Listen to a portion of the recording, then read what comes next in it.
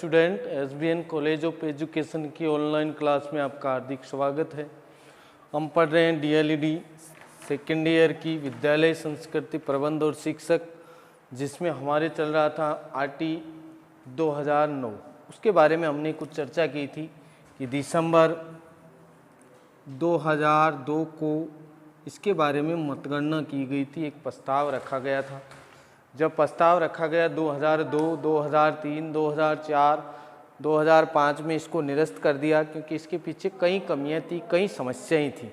समस्याओं के बारे में हमने स्पष्ट किया था कि जो प्राइवेट स्कूलें होती हैं, निजी स्कूलें होती हैं, उनको जब 25% आरटी के तहत निःशुल्क शिक्षा के बारे में बताया गया तो उन्होंने न्यायालय में याचिका दायर की कि अगर हम 25% लोगों को फ्री पढ़ाएंगे तो हमारा जो व्यवसाय है वो क्या हो जाएगा, धर्राट हो जाएगा। इसलिए पब्लिक स्कूलों ने इसका क्या किया, विरोध किया।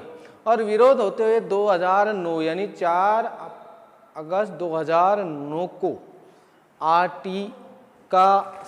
आरटी के तहत शिक्षा का अधिकार एक मौलिक अधिकार हो गया, जो 1 अप्रैल 2010 को पूरे भारत में लागू हो गया। ठीक है, उसकी अनुसूची, जो मूल अनुसूची थी, उस मूल अनुसूची में हमने पढ़ा था कि शिक्षकों का अनुपात कैसा होगा। शिक्षकों का अनुपात, तो शिक्षकों का अनुपात बताया था कि 1:30 का होगा, यानी 30 विद्यार्थियों के पीछे एक अध्यापक होगा। तो 60 के पीछे 2 होंगे, 60 से ऊपर होंगे 3 होंगे, उनसे भी ऊपर होंगे तो 4 होंगे, और 150 के आसपास या 200 के आसपास होंगे तो 5 होंगे। ठीक है, या जिसमें एक तरफ बालक हैं, टोटल 150 बालक हैं और 200 बालिकाएं हैं, तो 5 + 1 प्रधानाध्यापक होगा। 5 अध्यापक और 1 प्रधानाध्यापक की स्थिति होगी। ये बताई थी हमने 1 से 5 में। ठीक है, उसके बाद की प्रक्रिया ये स्पष्ट की थी कि जो 6 से 8 तक है, उस 6 से 8 तक की प्रक्रिया में यह स्पष्ट किया था हमने, ये स्पष्ट किया था कि जो कक्षा, जितनी कक्षाएं हैं 6, 7, 8, तो उसके अकॉर्डिंग एक कक्षा अध्यापक और उसके अलावा जो विषय अध्यापक हैं उनकी संख्या उस विषय के आधार पर होगी। जैसे गणित विषय का होगा, सामाजिक का होगा, विज्ञान का होगा, कला का होगा, शारीरिक शिक्षा का होगा। इन सब पर हमने क्या किया था, बातें की थी।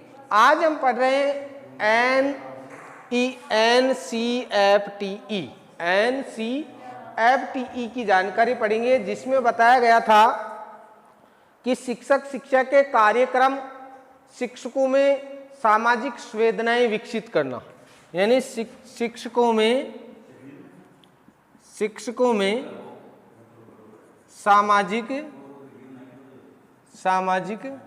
संवेदना विकसित करना, ये काम कौन करता है?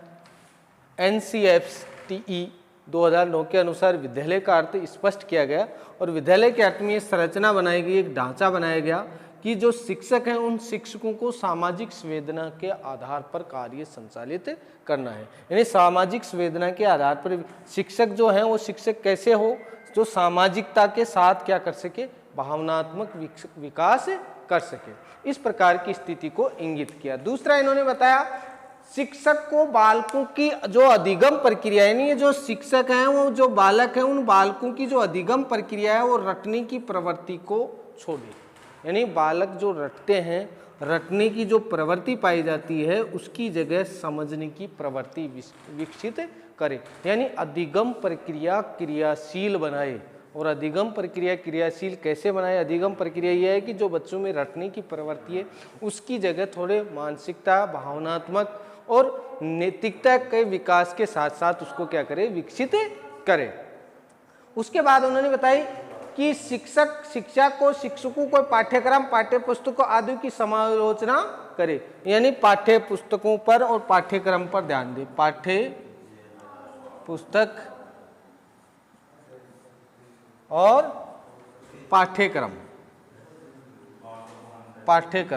इन प्रक्रियाओं पर क्या करे, चर्चा करे, उन पर कार्य को निश्चित करे कि पाठ्य पुस्तक कैसी होनी चाहिए, पाठ्यक्रम कैसा निर्धारण होना चाहिए। तो उन सब की जानकारी किसके आधार पर हो, शिक्षकों के आधार पर, और विद्यार्थी उनको अच्छी तरह से तैयार कर सके।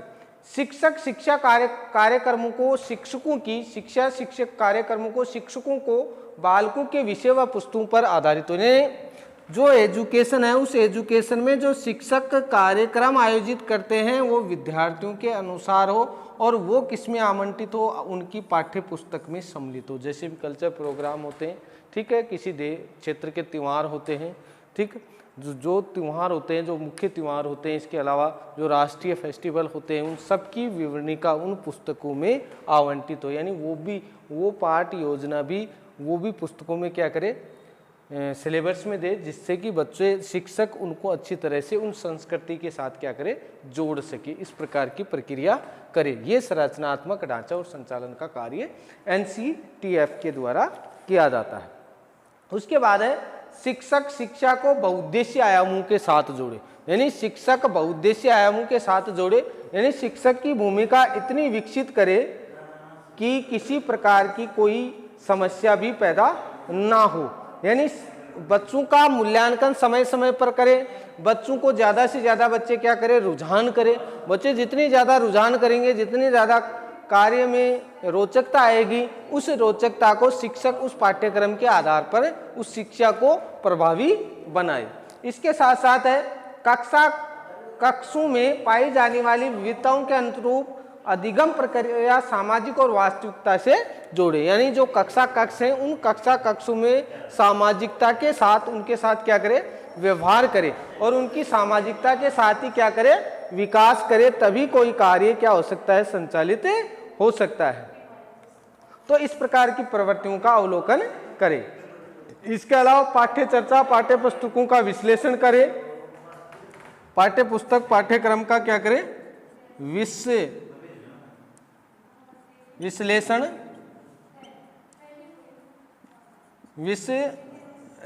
करें। इनका समायोजन करने के साथ साथ पाठ्य पुस्तक और पाठ्यक्रम का विश्लेषण करें। इसके साथ साथ बालकों का अवलोकन करके उनके साथ वार्तालाप करें। बालकों का क्या करें, अवलोकन करें, बालकों का अवलोकन करें, ठीक है। बालक का जो मूल्यांकन होने के बाद उसके साथ उनका मूल्यांकन करने के बाद उनका वार्तालाप करें। वार्तालाप के आधार पर यह निश्चित करें कि बच्चे ने क्या अध्ययन किया है, किस प्रकार की प्रक्रियाएं रखी है। तो उनका सर्वांगीण विकास करने के लिए विद्यालय को एक संचालन में एक मंच, एक प्लेटफॉर्म देने के लिए इस प्रकार की RTI में इस NCFTCE ने ये 2009 में ये निर्णय लिया कि विद्यालय अपने आप में है क्या, विद्यालय की संरचना कैसी होनी चाहिए, संचालन व्यवस्था कैसी होनी चाहिए। तो इसमें शिक्षक और विद्यार्थी और पाठ्यक्रम का समायोजन किया है। यानी इसमें सम्मिलित कौन है, एक तो शिक्षक है मुख्य, और शिक्षक के साथ साथ क्या है, विद्यार्थी है, और विद्यार्थी के साथ साथ क्या है, पाठ्यक्रम है। यानी ये तीन प्रक्रियाएं हैं जो इस विद्यालय संरचना को क्या करते हैं, संचालित करते हैं। इन्हीं के द्वारा विद्यालय का संचालन कार्य संभव होता है। और इसी का मूल्यांकन के आधार पर राष्ट्रीय पाठ्यचर्या के आधार पर रूपरेखा शिक्षक शिक्षा 2009 के द्वारा विद्यालय संरचना और संचालन के संदर्भ में महत्वपूर्ण पक्ष रखें। वर्तमान में जो शिक्षक हैं, शिक्षा पाठ्यचर्या इसकी विद्यालय की क्रियान्वित व्यावसायिक तैयारी के साथ आधार पर की जाए। यानी 2009 के बाद जो एजुकेशन प्रणाली आई है, जिसमें पाठ्यक्रम की प्रवृत्तियां आई हैं, उस पाठ्यक्रम की जो रूपरेखा है वो शिक्षा व्यावसायिक शिक्षा के अकॉर्डिंग उन्होंने निर्धारित की है, जिसमें अधिगम संबंधी दक्षता सबसे ज़्यादा हो, यानी सिखाने की प्रवृत्ति सबसे ज़्यादा हो। यानी बच्चा ज़्यादा से ज़्यादा क्या करे, पाठ्यक्रम को ज़्यादा से ज़्यादा समझे और ज़्यादा से ज़्यादा सीखे। इस प्रकार की दक्षता विकसित की जाए, जिसमें प्रशिक्षित शिक्षकों को क्या दिया गया है, सहमति दी गई है। इसमें मिलती जुलती भारतीय संविधान की अनुसूची 3, भारतीय संविधान की अनुसूची 3 में अनुसूची 3 प्रविष्टि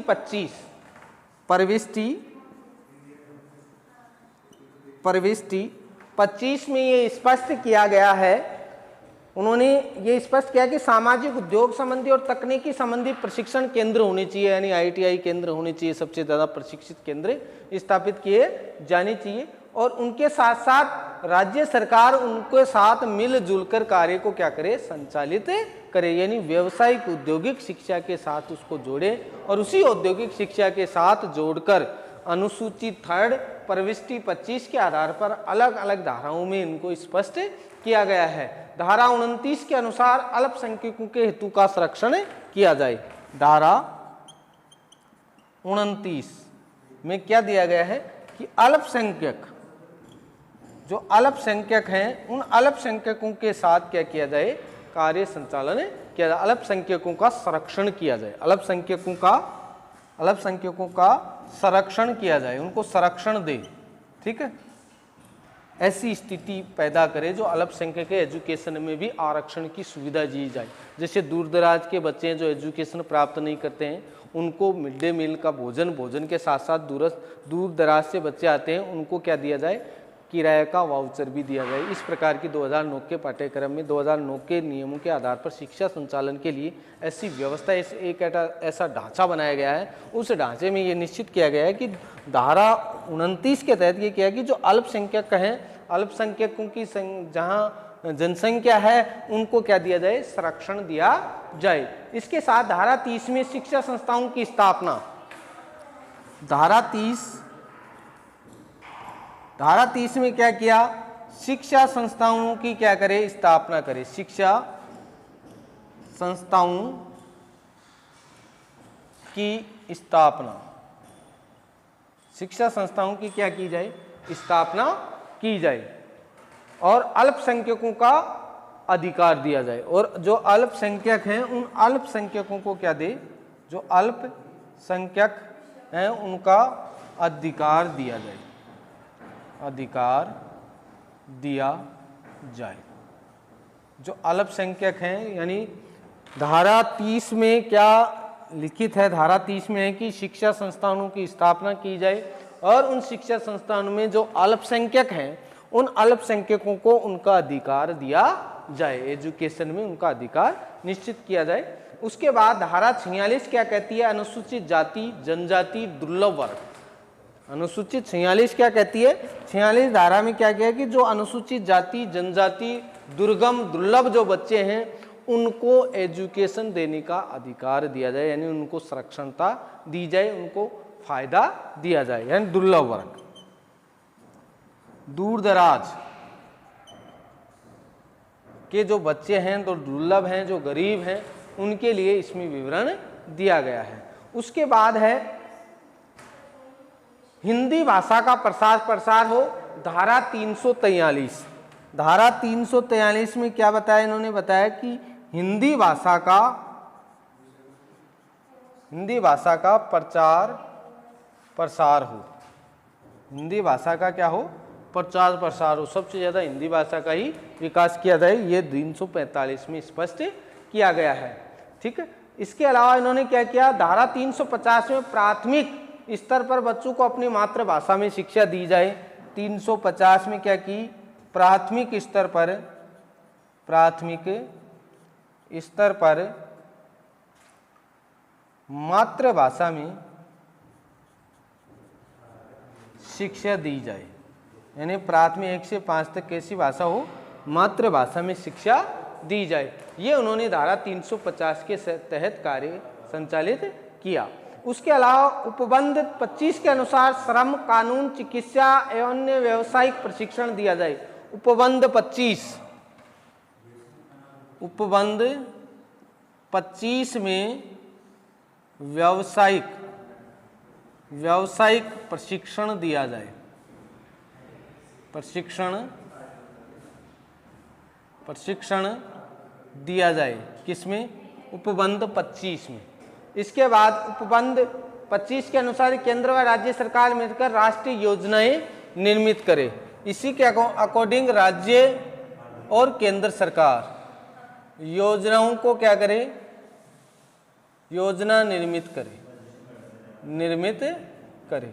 इस प्रकार की संरचना इन्होंने स्पष्ट की। तो NCFTE 2009 क्या कहता है इसमें विद्यालय का अर्थ अपने आप स्पष्ट हो जाता है कि विद्यालय की जो संरचना है, विद्यालय को कैसे संचालित करना है, विद्यालय में किसी भी प्रकार से अधिगम प्रक्रिया क्या हो, प्रभावी हो, इसके साथ बच्चों को व्यावसायिक गुण सबसे ज़्यादा प्राप्त हो, औद्योगिक शिक्षा और इस प्रकार की शिक्षा का सबसे ज़्यादा प्रचार प्रसार करे। और उसकी संरचना और संचालन कैसे हो, तो इन्होंने सबसे पहले बताया कि शिक्षकों को सामाजिक संवेदना विकसित करे, यानी शिक्षकों को समाज के प्रति प्रेरित करे कि हमारे समाज का विकास कैसे हो, और समाज का विकास करने के लिए हमें सामाजिक संवेदना विकसित करनी है। ठीक है। और दूसरा इन्होंने बताया कि बालकों में जो रटने की प्रवृत्ति है वो रटने की प्रवृत्ति कम हो, समझने की प्रवृत्ति ज़्यादा विकसित हो, क्योंकि बच्चा जो चीज़ रटता है वही कुछ समय के लिए याद रहती है, लंबे समय तक नहीं होता है, इसलिए बच्चों का बौद्धिक विकास संभव नहीं है, और बच्चों का बौद्धिक विकास संभव नहीं है तो कार्य संचालन नहीं हो पाता है। उसके बाद उन्होंने बताया कि पाठ्य पुस्तक और पाठ्यक्रम का विश्लेषण हो और उसमें दोनों के मध्य क्या हो, समन्वय हो, जिसके आधार पर ही पुस्तकों का विश्लेषण किया जा सके। शिक्षक और विद्यार्थी में समायोजन की प्रवृत्ति हो, यानी शिक्षक विद्यार्थी को जो समझाए वही समझ में जरूरी है। इसके साथ साथ पाठ्य पुस्तकों में जो हमारे त्योहार हैं, ठीक है, फेस्टिवल जो भी है, राष्ट्रीय फेस्टिवल हैं, इसके अलावा जो हमारी संस्कृति में, हिंदू संस्कृति में हैं, ठीक है, उन संस्कृति में जितने भी हमारे राज्य त्यौहार भी होते हैं, स्थानीय त्यौहार भी होते हैं, उनके बारे में भी क्या करें, उनका भी अध्ययन करवाएं। और उनका अध्ययन करवाएंगे तो बच्चे ज़्यादा से ज़्यादा संस्कृति के साथ जुड़ाव होगा, इसलिए बच्चे ज़्यादा से ज़्यादा सीखेंगे। ठीक है। बालकों का मूल्यांकन करें, उनका अवलोकन करें और अवलोकन करके उनको संरक्षण दे। उसके बाद उन्होंने स्पष्ट की भारतीय संविधान की अनुसूची 3 प्रविष्टि 25 के आधार पर उन्होंने स्पष्ट किया था कि धारा 29 में अल्पसंख्यकों को क्या दे, संरक्षण दे। ज्यादा से ज्यादा जो अल्पसंख्यक हैं उन अल्पसंख्यकों को क्या दे, संरक्षण दे। धारा 30 में क्या बताया, शिक्षा संस्थाओं की स्थापना करे और अल्पसंख्यकों के अधिकार को दिलाने की कोशिश करे, यानी ज्यादा से ज्यादा जो अल्पसंख्यक हैं उनको अधिकार दिया जाए। धारा 46 में क्या बताया कि दुर्लभ, दूर दराज और गरीब जो बच्चे हैं उनको एजुकेशन अच्छी तरह से दी जा सके। 345 में क्या बताया, हिंदी भाषा का प्रसार करे, और 350 में प्राथमिक स्तर पर मातृभाषा दे। ये संविधान की अनुसूची 3 में, ये प्रविष्टि 25 में इनके बारे में स्पष्ट किया गया है। राज्य व केंद्रीय योजनाएं क्या करे, ज्यादा से ज्यादा निर्मित करे। उपबंध 25 में कहा गया, और उपबंध 25 में ये भी कहा कि औद्योगिक व्यवसाय शिक्षा प्रशिक्षण का क्या करे, कार्यक्रम आयोजित करे। तो इस प्रकार की संरचना NCFTE 2009 के बाद ये प्रारंभ की गई, जिसमें विद्यालय की प्रवृत्तियों के बारे में बात बताई गई। उसके बाद है शिक्षा क्षेत्र अधिकार, केंद्र सरकार और राज्य सरकार, समुदाय और केंद्र सरकार, यानी केंद्र सरकार की शिक्षा के प्रति क्या राय है, राज्य सरकार की शिक्षा के प्रति क्या राय है। तो ये हमारी RT 2009 की प्रक्रिया है कि एजुकेशन में किस प्रकार की परिवर्तन लाया जाए। पहला का पाठ्यक्रम कैसे था, बाद का पाठ्यक्रम कैसे था, इन पाठ्यक्रम की संरचनाएं कैसी थी, उनके आधार पर एजुकेशन की प्रवृत्ति कैसे बनी, कैसे दुर्गम वर्गों को शिक्षा मिल सके, कैसे जो पिछड़े वर्ग हैं, दूर दराज के बच्चे हैं, आदिवासी बच्चे हैं, उनको एजुकेशन, अनुसूचित जातियां हैं, उनको एजुकेशन हम किस प्रकार से दे, जो इस एजुकेशन से पिछड़े हुए हैं उन पिछड़े हुए को एजुकेशन किस प्रकार से मिले। ये RT 2009 में वर्णित है, जो संविधान की धाराओं के अकॉर्डिंग, यानी संविधान में भी है कि एजुकेशन किस प्रकार से समर्पित किया जाए, एजुकेशन किस प्रकार से दिया जाए। तो इसमें राज्य सरकार और केंद्र सरकार की क्या क्या प्रवृत्तियां हैं, राज्य और केंद्र की प्रवृत्तियां हम पढ़ेंगे, देखेंगे अगले वीडियो में। यहां तक इतना ही। थैंक यू, धन्यवाद।